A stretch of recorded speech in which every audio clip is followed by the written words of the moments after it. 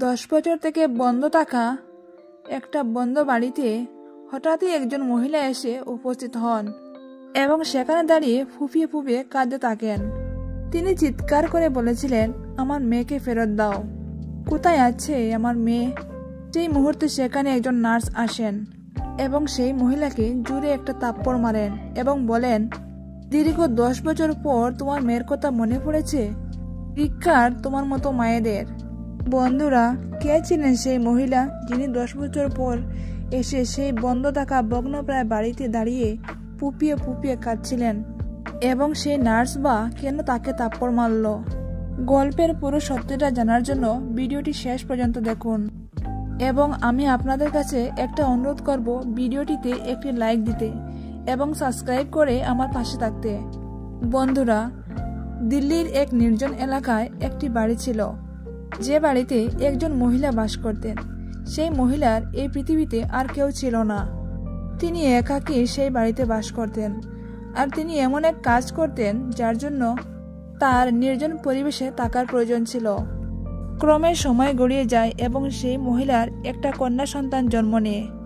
এরপর মহিলা সেই শিশুকে লালন পালন করতে থাকে, কিন্তু মেয়ের জন্মের পর তার কাজের ক্ষেত্রে কিছু সমস্যা দেখা দেয়, কারণ শিশুটির যত্ন নিতে থাকলে তার কর্মে ব্যাঘাত ঘটত আর কাজ করলে শিশুটির দিকে নজর দিতে পারত না। এভাবে 8 মাস কেটে যায়। 8 মাস পর পরিস্থিতি এমন দাঁড়ায় যে আর ঘরে খাওয়ার মতো খাওয়ারও থাকে না। তার জীবিকা নির্বাহ করার জন্য অর্থ অবশিষ্ট থাকে না। তখন সে এক কঠিন সিদ্ধান্ত নেয়। সে তার 8 মাস বয়সী মেয়েকে সেই বাড়িতে ফেলে রেখে অন্য শহরে চলে যায়। বাড়িটি এমনিতেই একটি নির্জন এলাকায় ছিল, যেদিকে কেউ আসা যাওয়া করতো না। পর ধীরে ধীরে সন্ধ্যা নেমে আসে এবং সন্ধ্যার সময় সেই শিশুটি ফুপিয়ে ফুপিয়ে কাঁদতে থাকে, কারণ শিশুটি খুবই ক্ষুধার্ত ছিল। শিশুটি খিদে কাঁদতে থাকলেও আশেপাশে কেউ ছিল না। এইভাবে পুরো রাত সেই 8 মাস বয়সী শিশুটি কাঁদতে কাঁদতে কাটিয়ে দেয়। পরদিন সকালে রামু নামে এক ব্যক্তি, তিনি মাঝে মাঝে এই পথ দিয়ে যাতায়াত করতেন নিজের কাজের জন্য। তার নজরে এই বিষয়টি আসে। রামু যখন সেই পথ দিয়ে আবার যাচ্ছিলেন, তখন শিশুটির কান্নার শব্দ তার দৃষ্টি আকর্ষণ করে। তিনি বাড়িটির জানলা দিয়ে উঁকি মেরে দেখতে চেষ্টা করেন যে শিশুটি এত জোরে কেন কাঁদছে। তিনি কিছুক্ষণ লক্ষ্য করেন, কিন্তু কিছু দেখতে পান না। তাই তিনি শিশুটিকে সেই অবস্থায় রেখে নিজের কাজে চলে যান। কিন্তু দিনভর তার মনের মধ্যে সেই শিশুটির কান্নার শব্দ প্রতিফলিত হতে থাকে, কারণ কান্নার শব্দ থেকে স্পষ্ট বোঝা যাচ্ছিল যে শিশুটি অনেকক্ষণ ধরে কাঁদছে এবং কান্নার জন্য তার গলা বসে গেছে। সন্ধ্যা হলে রামু ইচ্ছে করে সেই পথ ধরে বাড়ি ফিরে। তিনি যখন আবার সেই বাড়িটির সামনে আসেন, তখন শিশুটির কান্না আবার শুনতে পান। এরপর রামু আর সহ্য করতে পারেননি। তিনি একটা পাথর তুলে জানলার কাঁচ ভেঙে ভিতরে উকি দেন। তিনি দেখেন যে একটা সোফার উপর একটা ছোট্ট শিশু শুয়ে আছে এবং সে প্রচন্ড পরিমাণে কাঁদছে। সবকিছু দেখে রামু তখন পুলিশকে ফোন করে এবং পুলিশ দ্রুত সেখানে পৌঁছে যান। পুলিশ এসে বাড়ির দরজা ভেঙে ভিতরে ঢুকে এবং শিশুটিকে দেখে। শিশুটির অবস্থা খুবই খারাপ ছিল। প্রায় 36 ঘন্টা ধরে শিশুটি সেই বাড়ির ভিতরে একা ছিল এবং ফুপিয়ে ফুপিয়ে কাঁদছিল। এতক্ষণ কান্নার পর শিশুটির কান্নার আওয়াজও খুব কমে গিয়েছিল। পুলিশ রামুকে খুবই ধন্যবাদ জানায়। সে সাহস করে এই ঘটনার তথ্য দিয়েছিল, নইলে একটি ছোট মেয়ে এইভাবে পড়ে থেকে পৃথিবী থেকে বিদায় নিত। পুলিশ সেই মেয়েটিকে নিয়ে সরকারি হাসপাতালে পৌঁছায় এবং ডাক্তার সাহেবের তত্ত্বাবধানে তার চিকিৎসা হয়। এরপর পুলিশ সেই বাড়ির মালিককে খোঁজার চেষ্টা করে, কিন্তু অনেক খোঁজাখুঁজি করেও সেই মহিলাকে খুঁজে পাওয়া যায়নি, কারণ সে কাজের জন্য অন্য শহরে চলে গিয়েছিল। তাই পুলিশ তাকে খুঁজতে ব্যর্থ হয়। এইদিকে মেয়েটিও সেই হাসপাতালে থাকতো। হাসপাতালের সকল কর্মচারী তাকে খুবই ভালোবাসত। সময়ের সঙ্গে সঙ্গে মেয়েটির স্বাস্থ্য ভালো হয়ে যায়। হাসপাতালে কর্মচারীদের মধ্যে একটি নার্স ছিল, যার নাম ছিল নীলাঞ্জনা। নীলাঞ্জনা মেয়েটিকে দেখে খুবই মায়া পড়ে গেছিল এবং তার মধ্যে কোথাও না কোথাও নিজের শৈশবকে খুঁজে পেত, কারণ নীলাঞ্জনাও একটি অনাথ মেয়ে ছিল। সেও একটি অনাথ আশ্রমে বড় হয়েছিল। এখন সে হাসপাতালে কাজ করত। এবং সে অনাথ আশ্রমেরও দেখাশোনা করত। যখনই সে মেয়েটিকে দেখত এবং তাকে খাওয়াতো, তখন তার নিজের শৈশবের কথা মনে পড়ে যেত। সে ভাবতো, আমি তো অনাথ ছিলাম, কিন্তু আমি এই মেয়েটির জীবন আমি অন্যভাবে গড়ে তুলব। সে মেয়েটির সঙ্গে খুব বেশি জড়িয়ে যায় এবং তার বেশিরভাগ সময় সে সেই শিশুটিকেই দিত।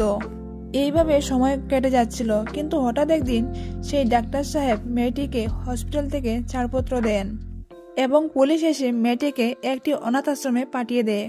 পরের দিন যখন নীলাঞ্জনা ডিউটিতে আসে, তখন সে মেয়েটিকে খুঁজতে থাকে, কিন্তু মেয়েটিকে কোথাও দেখতে না পেয়ে সে স্টাফদের জিজ্ঞাসা করে, আমার মেয়ে কোথায়? তার সহকর্মী নার্স তাকে বলে, তোর তো এখনো বিয়ে হয়নি, তোর মেয়ে কোথা থেকে এলো?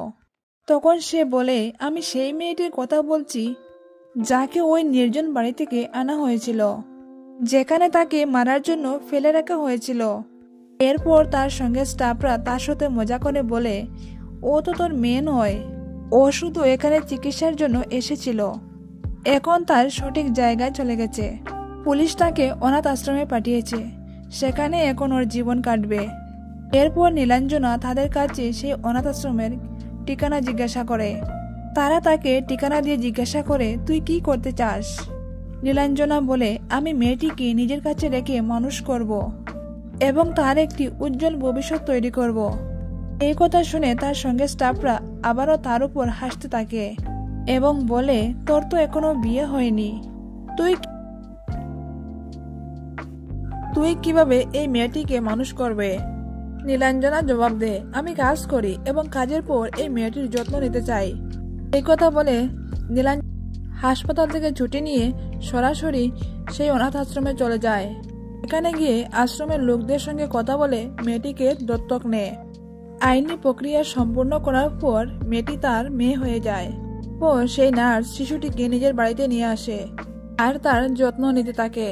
নীলাঞ্জনা সে একজন সরকারি নার্স, তার একটি ছোট্ট বাড়ি ছিল, যেখানে সেই মেয়েটিকে রাখতো এবং ভালোভাবে তার যত্ন নিত। ধীরে ধীরে সময় কেটে যেতে থাকে এবং মেয়েটি আস্তে আস্তে বড় হয়। যখন মেয়েটি স্কুলে যাওয়ার উপযোগী হয়ে ওঠে, তখন নীলাঞ্জনা মেয়েটিকে একটি স্কুলে ভর্তি করে দেয়। মেয়েটিও নীলাঞ্জনাকে খুবই ভালোবাসতো এবং মা মা করে ডাকতো। এই কথা যখন নীলাঞ্জনা শুনতো, তখন সে খুবই মানসিক শান্তি পেত। সে ভাবতো, ভালোই হয়েছে, আমারও একটি মেয়ে হয়েছে এবং আমারও একটি ছোট্ট পরিবার তৈরি হয়েছে। এরপর ধীরে ধীরে মেয়েটি স্কুলে পড়াশোনা করতে থাকে।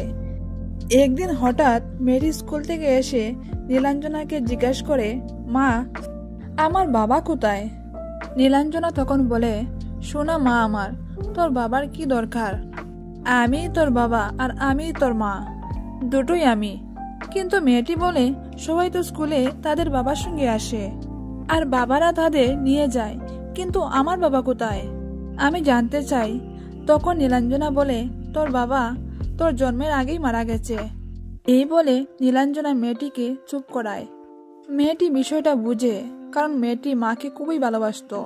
নীলাঞ্জনা পরে চিন্তা করতে শুরু করে, মেয়েটি আজ এই প্রশ্ন করেছে, আমি তো তাকে বলেছি যে তার বাবা মারা গেছে, কিন্তু ভবিষ্যতে কোনো একদিন এই সত্যর মুখোমুখি তো ঠিকই হতে হবে। আজ সে ছোট, কিন্তু বড় হলে হয়তো সেই প্রশ্নের গভীরে যেতে চাইবে। তখন নীলাঞ্জনা সিদ্ধান্ত নেয় যে মেয়েটির বাবা মার সম্পর্কে খোঁজখবর নেওয়া উচিত। সে পুলিশের কাছ থেকে সেই বাড়ির মালিকের বিষয়ে জানতে চায়। পুলিশ জানায় সেই বাড়ির মালিক ছিল একজন মহিলা এবং তার কোনো খোঁজ নেই। আমরা অনেক খুঁজেও তার কোনো সন্ধান পাইনি। এই কথা শুনে নীলাঞ্জনা প্রথমে মন খারাপ করলেও পরে সিদ্ধান্ত নেয়, আমি প্রতিদিন এই বাড়িতে আসব এবং অপেক্ষা করব। কোনো একদিন তো এই মেয়ের মা এখানে ফিরবেই, তখন আমি তাকে জিজ্ঞাসা করব মেয়েটির বাবা কোথায়। সময়ের সঙ্গে সঙ্গে মেয়েটি 10 বছর বয়সে হয়ে যায়। যখন মেয়েটির বয়স 8 বছর ছিল, তখন থেকে নীলাঞ্জনা প্রতিদিন সেই বাড়িতে গিয়ে অপেক্ষা করত, যাতে করে কেউ এলেই তার সাথে কথা বলতে পারে। এভাবেই দিন কাটছিল। একদিন নীলাঞ্জনা সেই বাড়িতে যায় এবং ভিতর থেকে একটি মহিলার কান্নার আওয়াজ শুনতে পায়। সেই মহিলাটি জোরে জোরে কাঁদছে এবং চিৎকার করে বলছে, আমার মেয়ে কোথায়? আমার মেয়েকে ফিরিয়ে দাও।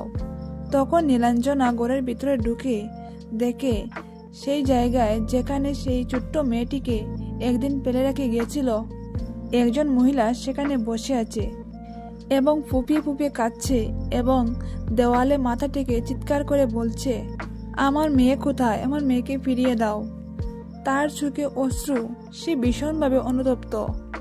নীলাঞ্জনা তখন সেই মহিলার কাছে যায় এবং তাকে গিয়ে ধরাস করে একটি চড় মারে এবং বলে, ধিক্কার তোমার মাতৃত্বে, যে এত ছোট বাচ্চাকে ফেলে রেখে যেতে পারে। আজ এত বছর পর তোমার মনে পড়লো তোমার মেয়ের কথা। তোমার মতো মা হওয়া কলঙ্ক। নীলাঞ্জনার কথা শুনে সেই মহিলা আরো জোরে কাঁদতে থাকে এবং বলে, আমারও কিছু বাধ্যবাধকতা ছিল। তখন নীলাঞ্জনা বলে, কি এমন বাধ্যবাধকতা ছিল যে তুমি একটা ছোট্ট বাচ্চাকে এইভাবে নির্জন বাড়িতে ফেলে রেখে গেলে? তার কি হবে না হবে এসব কিছু না ভেবে। এরপর সেই মহিলা তার পুরো গল্পটি বলে। সে জানায়, আমি ভুল পথে চলতাম, আর এই জন্যই আমি এই নির্জন জায়গায় বাড়ি নিয়েছিলাম। যখন আমার মেয়ে হলো তখন আমার ঘরে খাওয়ারও ছিল না এবং জীবন চালানোর জন্য কোনো অর্থই ছিল না। তখন আমার সামনে দুটি বিকল্প ছিল, হয় আমি মেয়েকে বাঁচাতে পারতাম, নয়তো নিজের জীবন বাঁচানোর জন্য সে কাজ চালিয়ে যেতে পারতাম। আমি মেয়েকে ছেড়ে যাওয়াই ভালো মনে করলাম। সেই দিন আমি তাকে এখানে ফেলে রেখে অন্য শহরে চলে গিয়েছিলাম। এই কথা শুনে নীলাঞ্জনা প্রচন্ড রেগে যায় এবং বলে, যদি এমন পরিস্থিতি ছিল তাহলে ভিক্ষা করে খেতে পারতে, কিন্তু এত ছোট শিশুকে এইভাবে ফেলে রেখে যাওয়া মানবতার বিরোধী। আমার এখন ইচ্ছে করছে পুলিশ ডাকতে এবং তোমাকে পুলিশের হাতে ধরিয়ে দিতে, কারণ তুমি যা করেছো তা ক্ষমার অযোগ্য। তবে আমার মেয়ের জন্য আমি তোমাকে ক্ষমা করছি। তোমার মেয়েকে আমি লালন পালন করে বড় করেছি। এখন তার বয়স 10 বছর। কিন্তু সে একবার আমাকে একটি প্রশ্ন করেছিল, আর সেই প্রশ্নের উত্তর খোঁজার জন্য আমি গত 2 বছর ধরে এই বাড়িতে আসছি। মহিলাটি তখন জিজ্ঞাসা করে, কি প্রশ্ন করেছিল আমার মেয়ে? তখন নীলাঞ্জনা বলে, তোমার এই মুখে অন্তত তাকে নিজের মেয়ে বলে ডাকাটা শোভা পায় না। ডাকিস না সেটাই ভালো। তুই ওকে জন্ম দিয়েছিস ঠিকই, কিন্তু লালন পালন আমি করেছি, তাই আমি তার মা। আর যে প্রশ্ন সে করেছিল তা হলো, আমার বাবা কোথায়? আমি তখন তাকে মিথ্যে বলেছিলাম যে তার বাবা আগেই মারা গেছে, কিন্তু আমি জানতে চাই তার আসল বাবাকে এবং তার জন্ম কিভাবে হয়েছে। সেই মহিলা তখন জানায়, তার বাবাকে আমি জানি না, আর এই জন্যই আমি এই নির্জন জায়গায় থাকতাম, যাতে আমার বিষয়ে কেউ জানতে না পারে। এই কথা বলে সেই মহিলা আবার কাঁদতে শুরু করে। নীলাঞ্জনা, যিনি একজন সরকারি নার্স, তার উপর কিছুটা করুণা অনুভব করে এবং তাকে শান্ত হতে বলে। তারপর নীলাঞ্জনা মহিলাকে জানায়, তোমার মেয়েকে আমি লালন পালন করেছি এবং আমি চাই না যে তুমি তাকে নিজের কাছে নিয়ে যাও, কারণ তুমি তো আগেই ভুল কাজ করেছ। তাহলে মেয়ের যত্ন কিভাবে নিবে? সব কথা শুনে সেই মহিলা সন্তুষ্ট হয় যে তার মেয়ে ভালো কারোর কাছেই আছে এবং এরপর মেয়েকে ফেরত নেওয়ার ইচ্ছা ত্যাগ করে। মহিলা নীলাঞ্জনার কাছে হাত জোর করে বলে, আমার মেয়ের যত্ন নিও, আর আমি জীবনে আর কখনো তোমার সামনে আসবো না। এটা বলার পর সেই মহিলা তার অশ্রু মুছে সেখান থেকে চলে যেতে শুরু করে। এইসব দেখে নীলাঞ্জনাও কিছুটা শান্তি অনুভব করে। শেষমেশ তার প্রশ্নগুলির উত্তর সে পেল এবং তার মেয়ে তার সঙ্গেই থাকবে। নীলাঞ্জনা কখনো বিয়ে করেনি। সে কেবল ওই শিশুটিকে লালন পালন করে বড় করে তুলেছে। বড় হয়ে মেয়েটি ডাক্তার হয়ে ওঠে। ডাক্তার হওয়ার পরে যখন তার বিয়ে হয়, তখন সে শর্ত হিসাবে নীলাঞ্জনাকে তার সঙ্গে রাখার কথাও জানায়। সে জানায়, যতক্ষণ মা বেঁচে থাকবে ততক্ষণ আমি তার সেবা করব। এটা হলো সেই 8 মাসের এক শিশুর গল্প, যাকে নির্জন একটি বাড়ির মধ্যে মৃত্যুর জন্য ফেলে রাখা হয়েছিল। কিন্তু বলা হয়, রাখে হরি তো মারে কে। ঠিক তাই ঘটে এই মেয়েটির জীবনে। আপনার কি মনে হয় সেই মহিলার সম্পর্কে, নীলাঞ্জনা সেই নার্সের সম্পর্কে, অথবা সেই ব্যক্তি রামুর সম্পর্কে, যিনি শিশুটিকে কাঁদতে দেখে পুলিশকে খবর দিয়েছিলেন? বন্ধুরা, আপনাদের মতামত কমেন্ট সেকশনে লিখতে পারেন এবং বন্ধুদের শেয়ারও করতে পারেন। যদি এই গল্পটি আপনাদের একটুও ভালো লেগে থাকে তাহলে প্লিজ একটা লাইক করবেন, কারণ লাইক পেলে ভিডিও করতে মোটিভেট পাওয়া যায়। এবং আমার চ্যানেলে নতুন হয়ে থাকলে সাবস্ক্রাইব করে প্লিজ আমার পাশে থাকবেন। ভিডিওটি সম্পূর্ণরূপে দেখার জন্য আপনাদের অসংখ্য ধন্যবাদ।